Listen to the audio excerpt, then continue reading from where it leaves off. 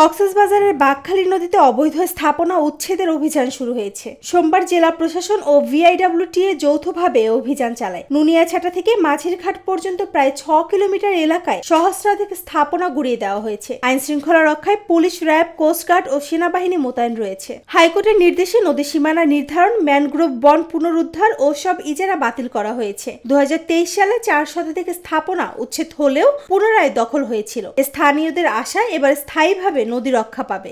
ময়লা আবর্জনাগুলো এখানে ফেলে আপনার এই যে জায়গাগুলো দখল করার জন্য ওনারা নিজেরাই ওনাদেরকে দখল করার জন্য 500 টাকা 1000 টাকা দিয়ে পৌরসভার কর্মীকে ময়লা আবর্জনা ফেলতে আজকে এটা নিজেদের ভূমি হিসাবে পরিচিত হয়ে গেছে। উদ্ধার কাজ চলতেছে, এগুলো চলমান আছে। আমি মনে করি 7-10 দিনের ভিতরে এখানে যারা আর ভূমিদস্যু যারা আছে তারা যেন এসে এখানে আবার দখল করতে না পারে, সেটাই যেন সরকারের চোখ রাখে।